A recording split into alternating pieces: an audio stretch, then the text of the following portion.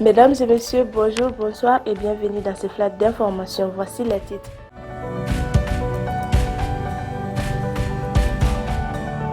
Anadif, chef de la diplomatie tchadienne, fin de brouillard au G5 Sahel. Le Mali se réserve le droit de recourir à la légitime défense contre la France. Ensuite, le gouverneur de Nara verrouille les gares. Juste après, le Mali, plus de 300 civils tués entre juin et septembre selon l'ONU. Et pour finir, Kouroukoro, troisième semaine du mois de la solidarité, les personnes vivant avec un handicap soulagées.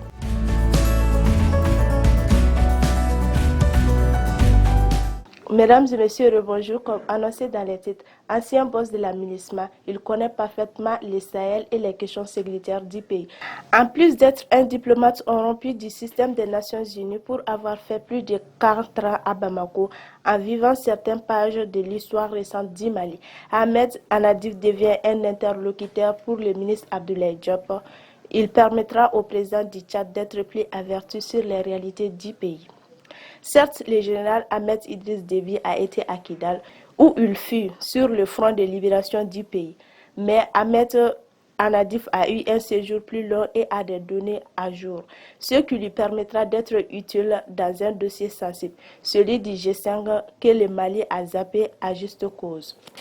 Accusant la France de soutenir militairement des groupes armés et de violer l'intégrité de son territoire, le Mali a déclaré ce mardi à l'ONU se réserver le droit de recours à la légitime défense, conformément à l'article 51 de la Charte des Nations Unies et à la lettre numéro 144 MA et CI, en date du 15 août 2022, du gouvernement du Mali au Conseil de sécurité, si la France continue à porter atteinte à sa souveraineté. Le colonel-major Amara Doumbia a pris une décision dédiée à couper les approvisionnements aux bandits armés. Ces mesures portent sur l'interdiction de la vente du carburant à Dili. Les localités de Fongoti et de Sabougou sont concernées par le tout premier chef de l'exécutif régional. La finalité est d'empêcher les groupes armés terroristes de circuler sur les gros motos carbures de type Aloba. Le secrétaire général des Nations Unies, Antonio Guterres, a présenté le mardi son rapport ministériel sur la situation au Mali. Le document relève que 302 civils ont été tués, 47 enlevés ou portés disparus et 56 blessés entre juin et septembre 2022. Antonio Guterres déplore par ailleurs 405 violations présumées des droits humains. Parmi elles, près de 300 cas ont été commis par les groupes armés extrémistes, 23 par les milices de l'autodéfense, 27 par les groupes armés signataires et 3 par les éléments armés non identifiés. 55 cas de ces violations sont attribués aux forces de défense et de sécurité maliennes. Selon le document, celles-ci sont accompagnées dans certains cas de personnel militaire étranger pendant la conduite des opérations dans les centres. Toutefois, les rapports notent une baisse de 40% par rapport à la période précédente, ayant occasionné 684 violations des droits humains.